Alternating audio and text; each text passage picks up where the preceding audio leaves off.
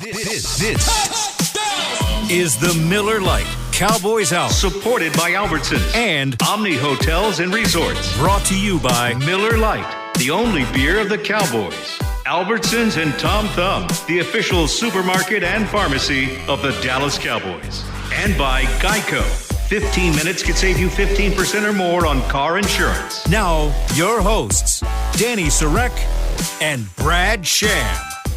Welcome, everybody. Thank you very much for being with us. Happy Monday, and welcome to the Cowboys Hour, wherever you are listening on the Dallas Cowboys Radio Network. Excuse me.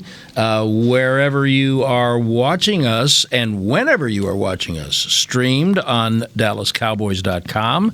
Thank you very much. Thank you for being with us. Dani, thank you for staying around part of your long workday. Anything for you, Brad. No, and for you, yeah. Cedrick Wilson, our special guest this week. Yeah, just so you know, it has nothing to do with me. It's all about Ced. It's all about Ced. Plus, Dani is just devoted to the cause. That's what it is. We appreciate you, Dani. Yeah, we do. You guys are welcome. Actually, we really truly do. It feels really do. nice to be appreciated and have that recognized, so thank you. Well, that's why we're here. Ced and I are here just so that we can, make your life a little better and more comfortable. And you are. And Ced, fist bump right here through the glass and the screen. We have done our deal. I'm so happy to have Cedrick Wilson with us this evening. Secret weapon for the Cowboys. Tough game yesterday. It's been a tough year, and we won't dwell on that. We'll touch on it, but we won't dwell on it. But Ced's one of the secret weapons now. I thought you were going to have a couple of opportunities to throw the ball yesterday, but we will get into that. I love these opportunities to help bring guys to three-dimensional life. I always like to say these players are human beings with feelings and families, and they're not just robots with cages on their heads and numbers on their shirts. And Ced is one of the really inspirational players to me, and one of the best stories that doesn't get talked about a lot.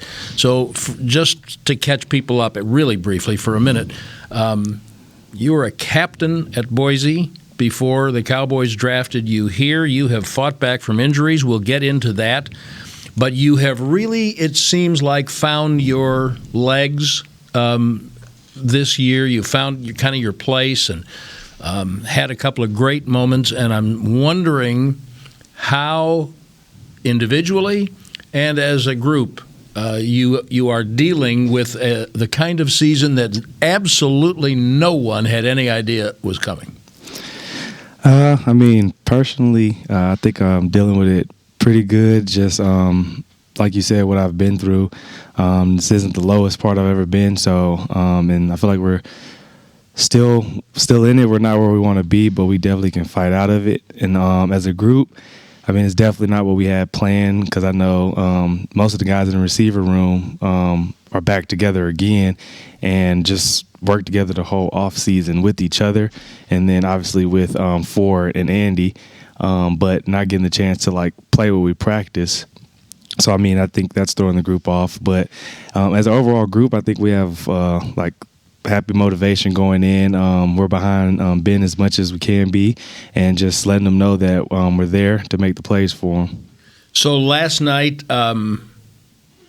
there's no getting around what poor Ben DiNucci was going through. Babe Laufenberg and I talked about it a lot on the broadcast.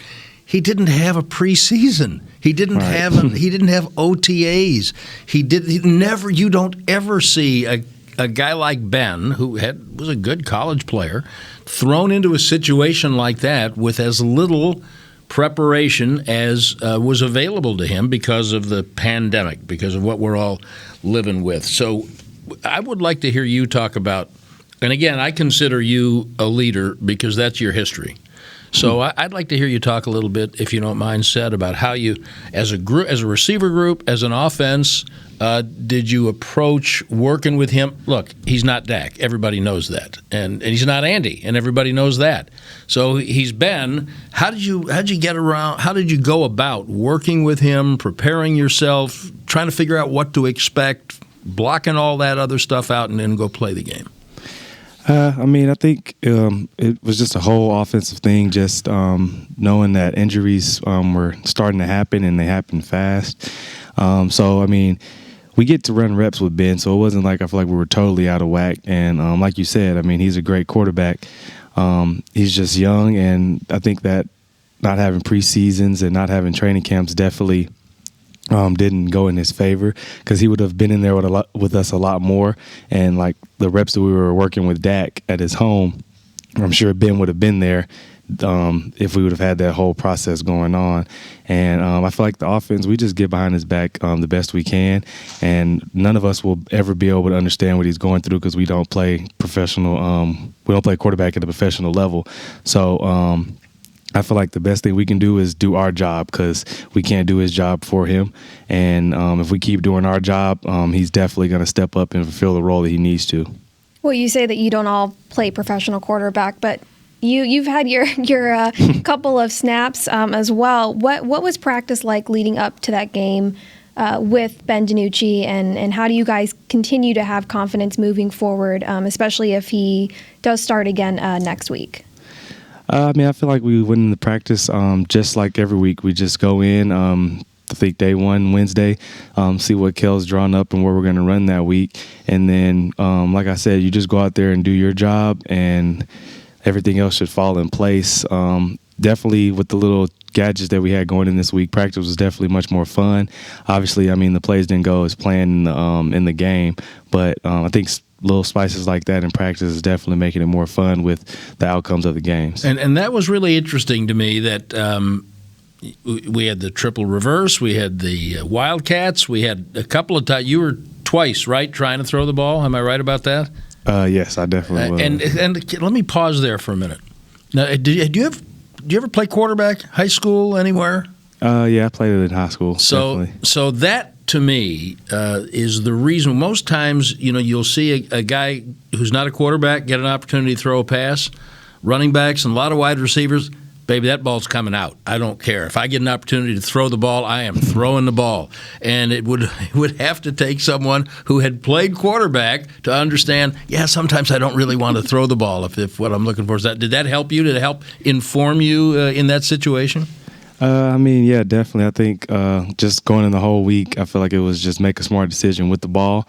And I knew what look I was looking for, and if I didn't get it, I was either going to run or at least try to get back to the line of scrimmage if the D-line had got through. So, I probably could have thrown the ball away, but I think on one of them I didn't actually get a chance to.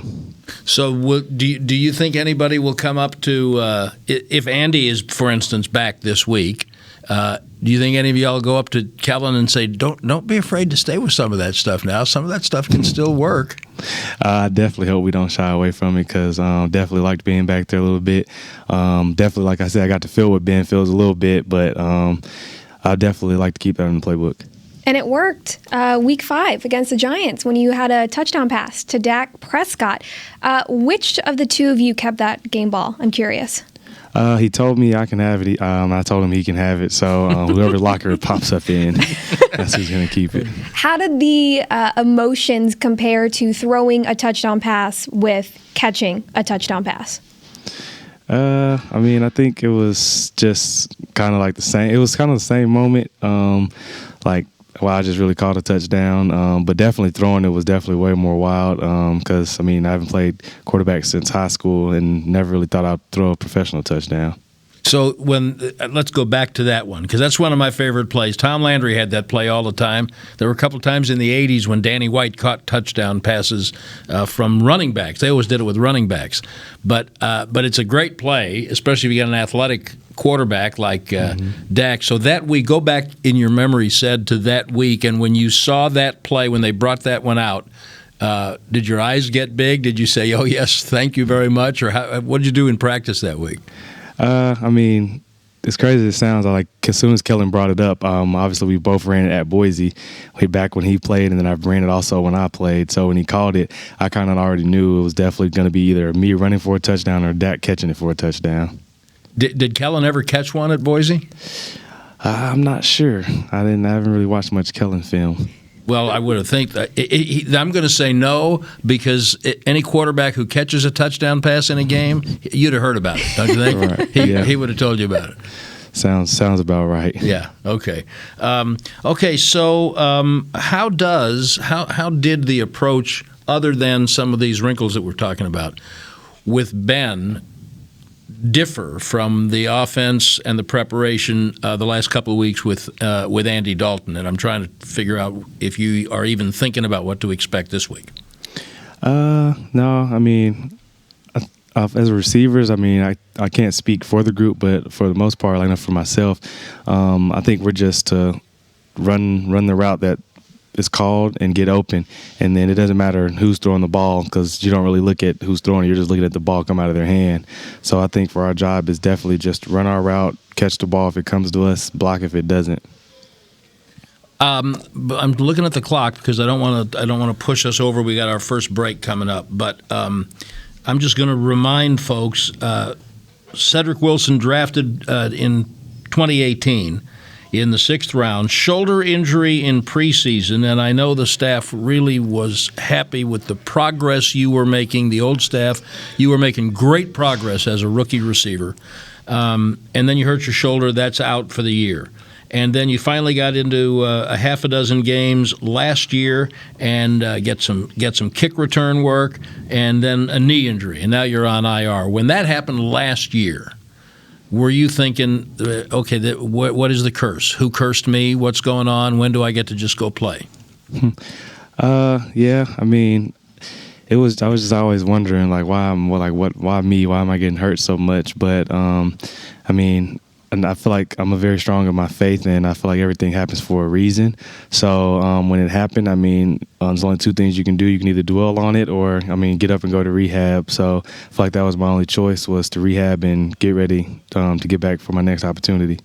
And producer Chris Beam just whispered in my ear that Kellen Moore had 1 touchdown reception for 7 yards when he was at Boise. So there's something else for you to talk about when you see him again on Wednesday. All right, we're going to take a break. Cowboys receiver Cedrick Wilson is our guest on the Cowboys Hour this evening, and we thank you all very much for being with us. We are brought to you in part by Albertsons. When it comes time to shop for tailgate favorites, go to Albertsons and Tom Thumb. Get 10% off your groceries every Dallas Cowboys game day when you wear your Cowboys jersey. Albertsons and Tom Thumb, the official supermarket and pharmacy of the Dallas Cowboys. And by Lou Casey, the official bootmaker of the Dallas Cowboys cheerleaders. We'll be right back with Cedrick Wilson on the Cowboys Hour.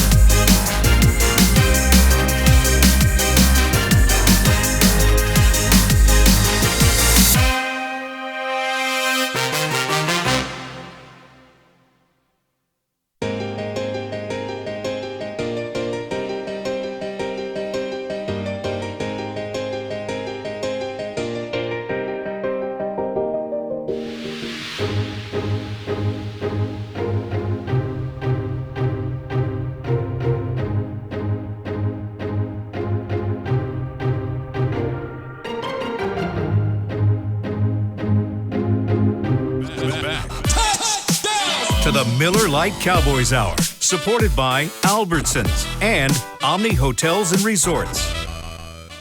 Welcome back. It's the Dallas Cowboys Hour. Brad Sham, Dani Sureck, our special guest tonight, Cowboys receiver Cedrick Wilson. Sometimes people want to know, what do you guys talk about during the breaks? And sometimes we don't look at me like that. No, because every time you tell a story, it's always something that I said. So tell them what we talked about, Brad. Hey, I'm not going to tell what we talked about, but I'll let you. I am. I just want you to defend me. 2 weeks ago, when Blake Jarwin was sitting in that chair and was our guest, and it was approaching Halloween, and Dani made a specific point of looking forward to pre-Halloween, drop by and pick up pumpkins. Festive, decorative pumpkins. I did. How am I doing so far? You're very accurate. Okay. You can continue. Okay. And during the break, our director of technical wizardry, Ted Nichols-Payne, asked, because we care about you as a person, how did it go with the pumpkin? And Dani then gave us a look. I did. Yeah. I think there's probably no guy who's ever been or will be in your life who wants that look. That's what I'm guessing. Yes, that is also true. So far, everything you said has been accurate. I'm telling the truth and accurately reporting, right? Yeah, so I was hoping that no one was going to ask me about the pumpkins that I made such a big deal about wanting to get, because I actually never made it to getting pumpkins this year, which makes me very sad. I like going to the pumpkin patch across my house.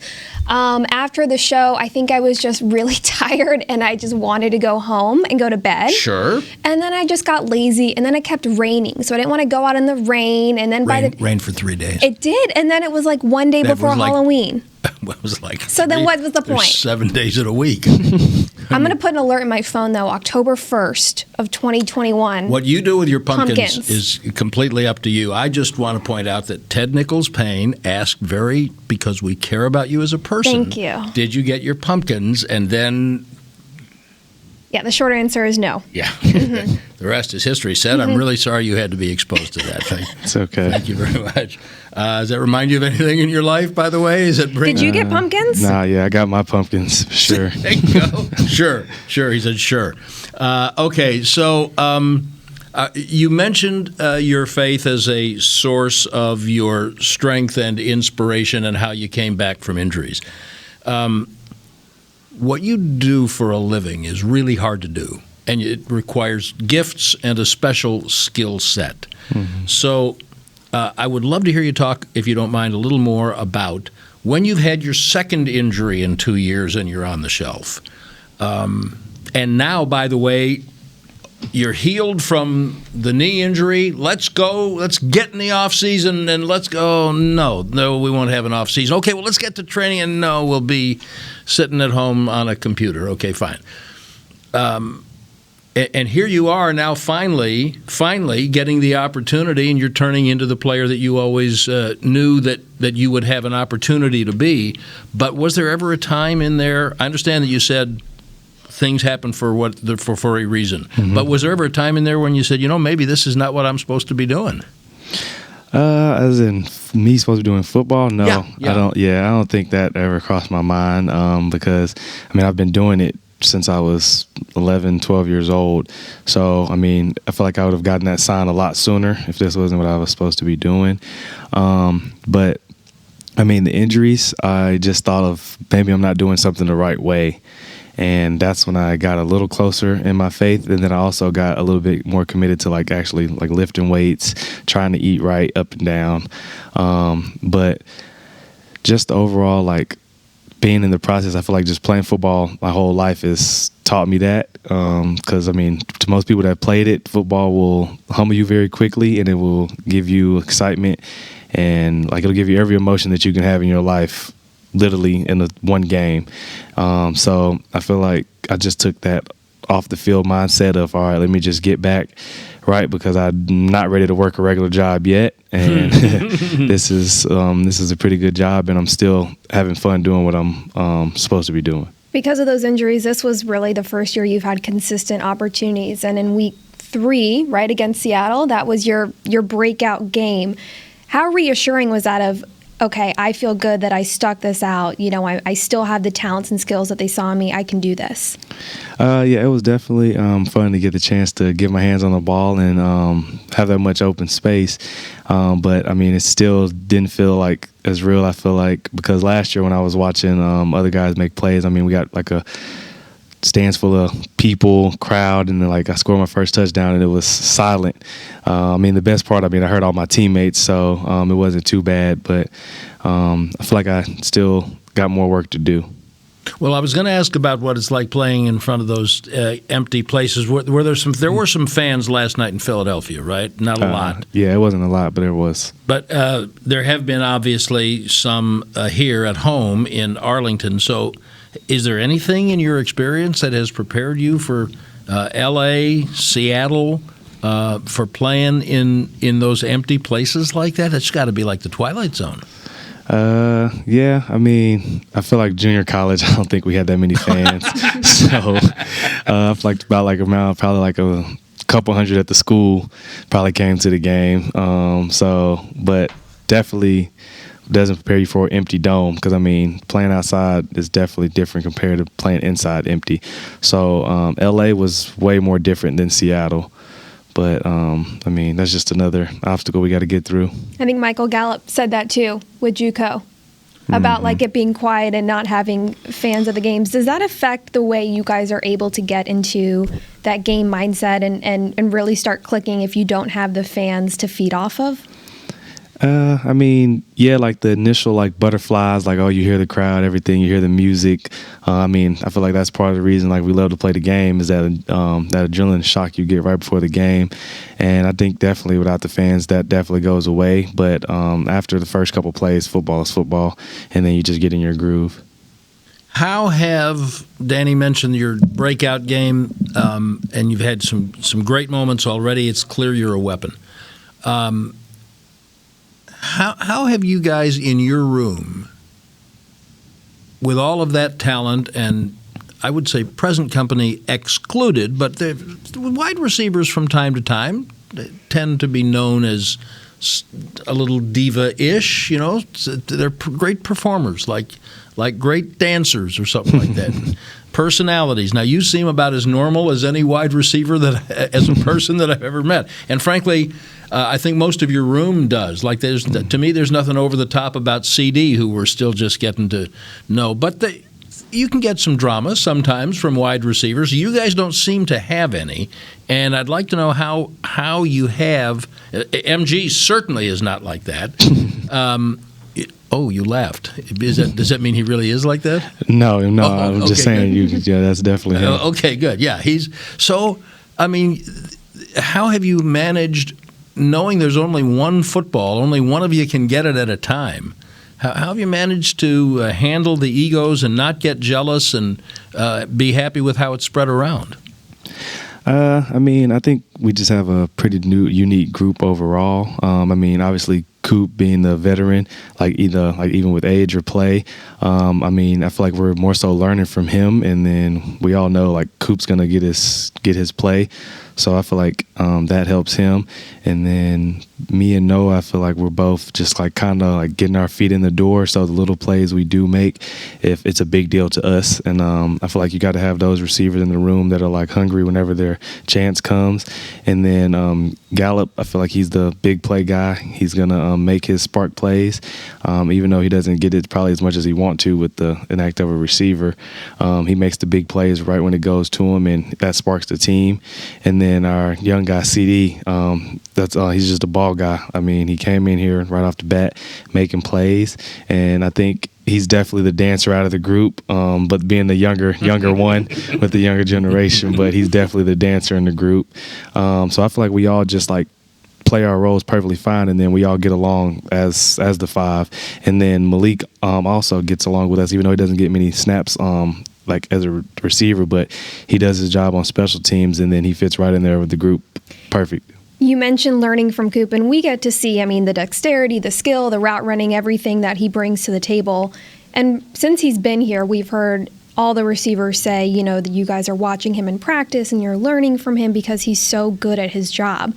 I'm curious, what how is he as a leader when you guys approach him for questions or tips? Because when we talk to him, he's very smart, very well spoken, a little more quiet. It seems a little more reserved sometimes. Chooses his words carefully. Yes, yes. So how is he as a leader for you guys? No, he's pretty much the same way. He doesn't. Not a man of many words, but he's definitely going to go above and beyond to give you the answer you're looking for. And then if he can't really explain it, he's going to show you or walk you through it. I'm sure you can catch him many times out there, giving a younger guy, like showing where his feet go, even some tight ends that if you ask him, he's going to show you. So if it's anything worth learning and he knows it, he'll teach it to you. And I feel like that's why he's a smart guy and a smart player. Of course, we'll talk about this after our break, one of the things he's probably best known for is his route running. And I know that the receivers coaches who have been here that you've worked with right up through now, that's something that's really stressed. I think fans would love to hear when we come back about what the subtle differences are in route running in college as opposed to the NFL, and we want to get into the background of Cedrick Wilson a little bit. Really appreciate your being with us tonight. Number 11. By the way, every now and then, when you switch from 16 to 11, why'd you do that? I wore 1 in college, so that's what I wanted, the ones for the sticks. It really threw me off. That's not nice to play tricks on old people. Number 11, Cedrick Wilson, a valuable member of this Cowboys team, our guest this evening on the Cowboys Hour. The Miller Lite Cowboys Hour.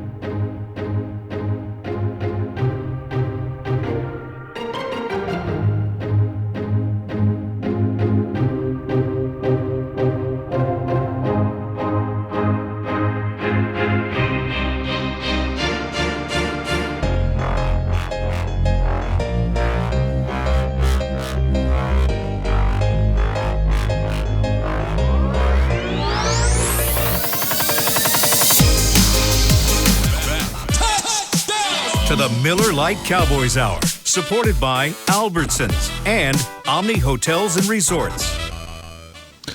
Welcome back. It's the Miller Lite Cowboys Hour. Brad Sham and Dani Sureck with our special guest, Cowboys wide receiver Cedrick Wilson. I said we're going to talk about some of the nuances of pro football, and we'll do that in a minute, but I would like to get people caught up on Cedrick Wilson a little bit. You were an outstanding high school football player in Memphis, Tennessee, right? Yes, that is true. How do you not go to Tennessee or Memphis or something like that? Tennessee was definitely the dream school because, my dad played, both uncles played there, and I definitely wanted to go there. But I think test scores didn't allow me to get into those, like, Division I's right out of high school. So Coffeyville gave me a call, and, that was the only opportunity I had, so took it and ran with it. And then, I thought Tennessee would come, get me out of JUCO, but they went for another receiver. And have we ever heard of him again, or does he disappeared from the face of the earth? I don't know. I'm not sure. I don't remember what his name was. There we go. There's the answer. But I definitely wanted to go there. But Boise came and gave me a shot, and it definitely. As soon as I got out there, I loved the atmosphere of what they had going, and I always felt like the further and further I got away from home, the more and more success I got. So I was like, why not take this opportunity? Interesting. And never looked back once I got to the blue. And now the blue, by the way, for those of you who don't know, refers to the unusual playing field at Boise, the blue turf. But you were a junior college All-America. So it wasn't like you just went to junior college and got your grades up. You did that and succeeded wildly on the football field. And did anybody in your family contact Tennessee before you went to Boise, since that was where you wanted to go?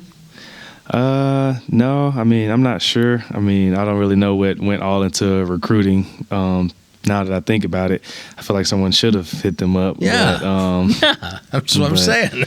Not that I know of. I just stuck with the offers that came through the door of the coaches. At what point did you make the switch to receiver? I think about 3 weeks into camp before the season started at junior college. What prompted that? As we see now, the quarterback position is a big role, and I played baseball too, so I was gonna try to do that at junior college as well. And I was like, okay, I can't play quarterback and try to play baseball. So I was like, receiver, I'll know the playbook just because I played quarterback, and I can play baseball as well. But, it's the first year I switched. I think I was like 2 yards shy of 1,000. And my coach was like, you're good at this, so you might want to stick it out. So I never even went out to baseball. What position did you play in baseball? Shortstop. Could you hit a curveball, Ced? I definitely hit a curveball. My problem was not hitting it on the ground. Oh, okay. All right. So, because you probably could have beat out some infield hits. Definitely. I definitely beat out a few in high school. And are you still a baseball fan?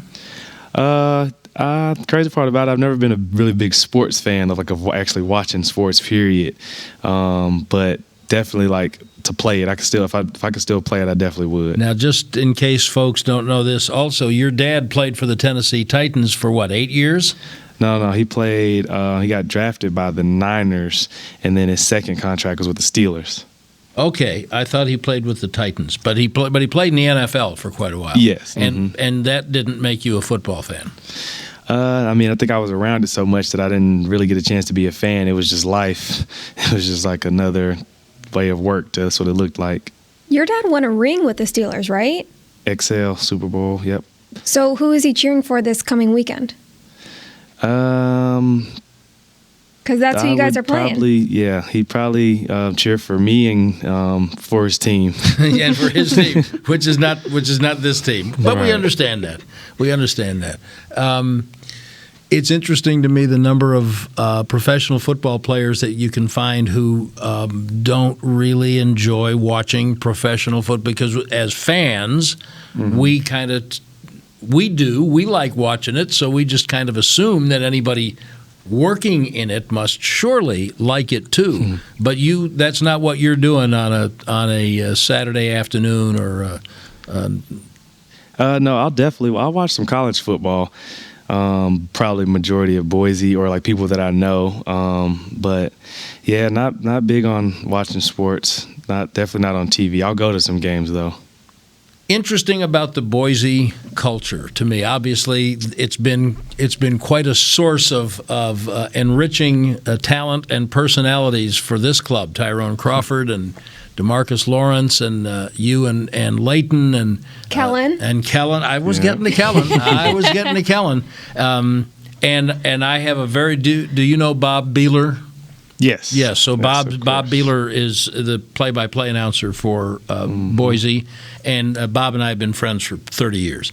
And we used to do some work together on the NCAA basketball network. So folks should know that once you have success at Boise, they love you forever, don't they? Oh, yes, they love you forever. Any type of success, Boise definitely bleeds blue, the whole city. So now that's a different kind of a social culture from Tennessee to Idaho, isn't it? What was that like? Now, I understand you had JUCO in the middle, but right. Yeah, no, because JUCO is definitely I feel like a similar culture to back home in Memphis. So yeah, when I got out to Boise, definitely was a culture shock. To tell the truth, I definitely wanted to go home for like the first 3 weeks. I wanted to go home every day. Like I got on the phone with my mom and I was just like, I'm ready to come home. And she was like, well, no, you chose to go all the way out there, so you got to stick it out. And once I got around like to actually communicating, because people don't know, people from the East Coast and the West Coast are two different people. So I met some of my greatest friends out there, though, that I'm still friends with today. And once that happened, everything was cool. I didn't know that everyone was so nice there. It was confusing to me because I was like, this ain't like this back at home. So you're a Blue Bronco for life now, aren't you? Oh yeah, I'm a Boise State Bronco forever. Was there any kind of difference of having to play in like true cold when you went there? I think the coldest time I had out there was probably in practice. We had, I think, the year before I got there, they played like a game at like 6 degrees, but I got blessed both the years I was there. Wow. Yeah. And then what was it like getting drafted with, was Leighton a co-captain with you? Yes, we both were captains. It was, well, when I saw him going to first, I was happy for him, and I was just texting him like, I told you that you could do it way back when we was at practice. And then when I got the call from the same team, it was just wild. One, because half my family members are Cowboys fans, so that was definitely a big part of it. But then just seeing him once we actually both got here was still kind of surreal. All right, tell us about the half of your family being Cowboys. I love hearing these stories because it's guys who are not from here, and in your case, your dad played for 2 other teams. But right. But there's always, invariably, there's somehow family members who grew up following the Cowboys and in some cases really loving them. What's the story of that in your family? I mean, ever since I was little, uncles, aunts, it was one side of the family. I feel like at one time before I was born or before my dad got drafted, I feel like everyone was Cowboy fans, and some stuck it out. And as soon as my dad got drafted, I feel like half the family flipped to Niners fans. So as you know, that tradition of Niners versus Cowboys. So that was a big line in the family, and I feel like that just made the competitive spirit in the house go crazy when those two teams played. So I guess it's probably different now with COVID, but like, did a lot of your families come to games and stuff being big Cowboys fans? Do they come travel to watch you in Arlington? The ones that can make it, I think a couple have came to a game so far. I know the house of them are trying to come for the Niners game. So we'll see how that goes. Before we take our next break, since you're not spending a lot of time watching football and baseball, get basketball games, you watch basketball? I definitely can watch basketball. The bubble thing was pretty cool watching actually this year. So I can definitely watch basketball. And pro or college? What do you like? I'm just trying to figure out what you're doing in your spare time to relax and get away from stuff. I'm a video game guy. How did I know that was coming? How did I know video that? Video game, Netflix, So Blake Jarwin was trying to encourage Dani to get involved. Oh, it was Antoine. It wasn't Blake. It was Antoine. That's exactly right.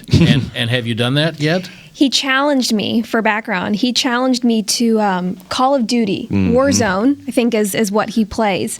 And we were saying that, Brad and I aren't very knowledgeable about the gaming world. And Antoine basically said that he would think that I would be as good at Call of Duty as his 4-year-old son. And so I took that as a challenge. Yeah, I don't think you took that as a compliment. No, I did not. Yeah. I'm already in talks, actually, with my brother-in-law, who has Call of Duty, and he has told me he's going to teach me how to play so that I can join their group. Yeah, anytime someone says they're in talks with someone to do something, now we've taken it.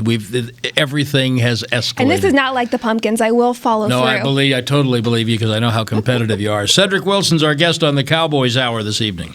The Miller Lite Cowboys Hour brought to you in part by Omni Hotels and Resorts.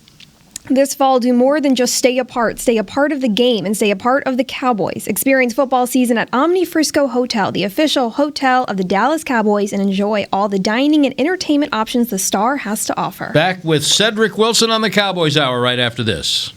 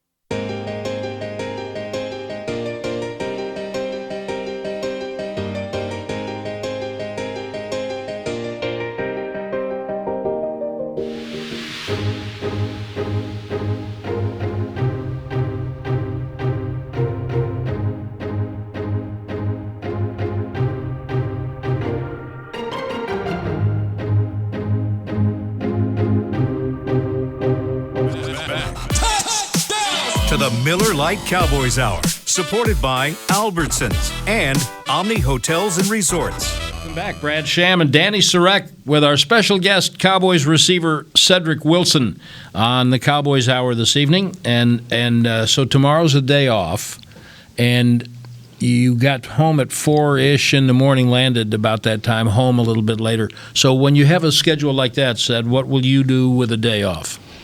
I probably just keep it the same because the 3 hour, I think we had close to a 3 hour flight, so that was a good 3 hours of sleep right there. So I don't feel like I'm too behind on sleep. Excuse me. But I think same schedule. I'm going to wake up, come obviously get swabbed for COVID like we do every day, and go get some treatment done, and then probably just chill at the house. So if you're not watching sports, what are you doing to relax? Is it just video games mostly? Mostly video games, or just chilling, listening to music, or hanging out with like Gallup or something, just chilling at one another's house because obviously we can't go anywhere. Yeah. I did hear Netflix, though, before. Oh, yeah, definitely Yeah, Netflix. what are we hot on Netflix? I'm big on any action movie, so I will literally get on, even though, I mean, Netflix movies are pretty much the same. I feel like I've gotten close to watching every action movie on there, but somehow I always find one good one, and usually I can watch probably like 2 movies in a day. Oh, wow. And series, do you like to binge a series, or is that during the season there's no way? No, I don't really like binge watching anything. I like to know the duration of what I'm about to watch so I can get it done. Okay. Good to know. Good to know. I'm pretty much the complete opposite. You're a binger? Yeah, I am. I like a movie every now and then. What are you binging? I don't know if you and Cedrick have a future together. What are you binging? Well, my classic on Netflix, well, for now, is The Office. Die-hard that's a Office good fan. one. Yes. The British one or the Steve Carell? No, Steve Carell. And right now, I'm actually almost done with The Americans on FX, which is... No, The Americans is not on Netflix. No, it's not. It's on FX. Yes. Well, through Amazon. Oh, I'm sorry you brought that up, and we'll have to finish that conversation off the air. Oh, it's so good. I never saw. You ever watch The Americans? I have not. Oh, I've if never you like heard of drama. Oh, I guess you say like action. The series went off the air in 2018, something like that. It was on for 6 years, and I'd always been interested in it. I love political intrigue and that kind of stuff. And I said, during the first part of the lockdown, I said, I'm going to try that. Oh, it's 6 years. It's 6 years of 13 episodes at 48 minutes each. And I'm almost done. I've got just like the last 2 or 3. I got completely hooked. Nobody cares, but since you brought it up. I care. So, thank you, Dani. Thank you. Sed, I want to go back to a couple of things we were talking about before. One of them, special teams. You were talking about Malik and his role, but that's been an avenue for you to get in also, and you have covered kicks, and you've returned both punts and kickoffs. When did you start playing special teams, and do you have to like it? Do you have to learn to like that part of the game? I mean, I did. I think I probably returned 1 or 2 kicks at junior college, then probably like a handful at Boise, but I didn't really start playing special teams until I got here. And I mean, it's just all the positions I've been in is catch the ball, run with the ball, so that came pretty easy. And I'm at gunner a couple of reps and still haven't made a tackle yet, so I'm interested to see. That will be my first tackle, and I think since high school. So when I get that chance, definitely ready to see how that goes. So I'm guessing you were one of those guys who would much rather avoid tacklers than try to tackle someone. Yes, I've never been big on taking the aggression to someone and being the defensive guy. Yeah, you're an artist. We understand. We totally understand. It's intriguing to me the way that you and CD Lamb will switch out on punt returns, and this happened a little bit last year. Also, how do they decide that? Is it like if we want a game breaker, we're putting CD back there, and if that's the case, wait a minute, what is said? Am I chopped liver? I don't think I can run with the ball? No, I think it's set up. It's like 2 different punt return styles. I go in on a certain mostly when we pass the 50, when they're past the 50, and like a sky ball situation or decision making. And then CD, obviously, he's doing more of the open field running part of it. How would you describe special teams coordinator John Fossil? Coach Bones, man, he's one of a kind. He brings, I think, pretty much more energy than any player or coach can in the whole facility. And then he makes special teams fun because, I mean, most people think it's a transition, but he has guys actually want to be on special teams like that's my primary job. And I feel like when you get a guy like that on the staff, also as coaching young players and keeping things fun, you're always going to have the attention no matter like how good or bad the season's going. And I think it was Joe Thomas last week who told us Friday Jays. What does he call it? Saturday. Saturdays. Where everyone wear. Yes. Okay. So, in your opinion, who has the best shoes? Like speaking Jays, I'm not sure, but like shoe wise, probably Malik. Actually, Malik Turner. We talk about him. I feel like he's. I don't think I've seen him wear the same pair of shoes once. Joe told us he liked Dorrance Armstrong's Jays. Da definitely has a couple of good pair of Jays. So I'm ready to see who repeats. I want to go back to this special teams thing because no matter how long I do this, I don't think there's ever a time that you know or can anticipate everything that's going to happen in special teams. So last night, when you took the intentional safety with the intention then of trying to recover an onside kick an easier way, I thought it was great strategy. It doesn't always work, but I thought the thinking behind it was really great. When they said this is what we're doing, did everybody on special teams understand what was going on at first? I mean, I'm sure the people that were like in the huddle that was on the kickoff team, everyone else was on the sideline. One didn't even know that Greg was about to punt the ball. Like usually you're not thinking about it. Okay, Chris is about to punt it down and they're about to kneel it or whatever they're going to do. So we saw the ball go up. Then everybody's looking up and then saw the ball bounce and we're like, oh, we didn't, and then found out it was actually on purpose. I didn't really know it was on purpose.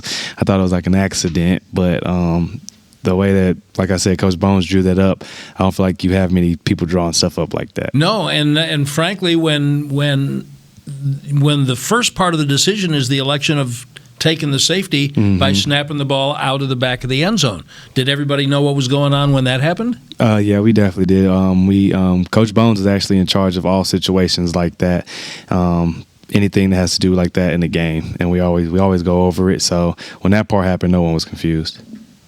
Okay, let's talk about route running. I'm fascinated by that part of it too because I think people, including most of the people in our business, don't have a real appreciation for what an art form that is. When did you really start to learn about route running, and how different was it from college to the NFL?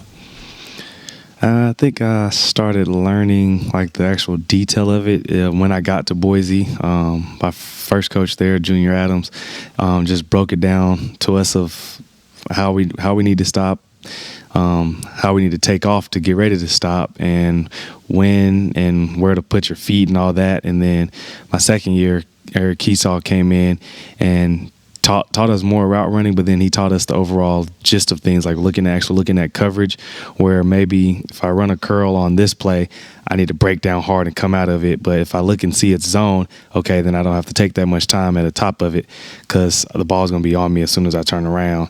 So I feel like both of those combinations definitely gave me a chance to actually appreciate route running, also playing the art of receiver. And then getting to the NFL, I feel like you have the tools you're going to have, but you learn from your coaches, you learn from other guys, and just add to your tool bank.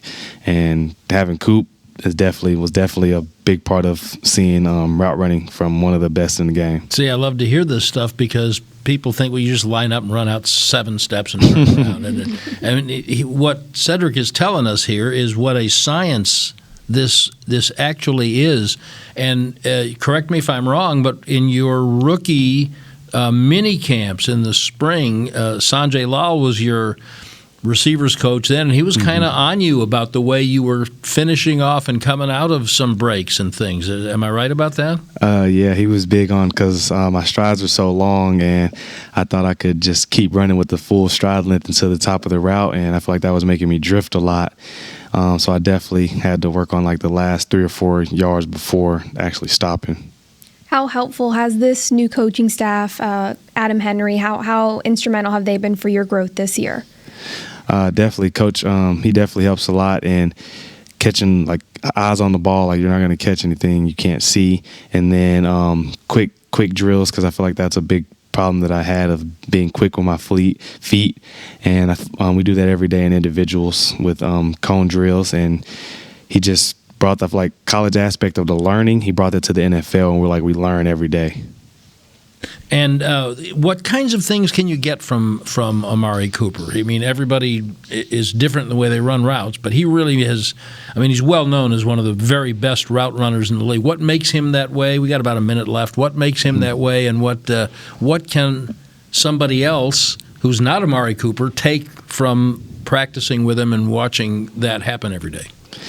I feel like he has a great understanding of where he's trying to go and how to get the defensive player to think that he's going somewhere else. And I know for me, he has way better ankles than I do.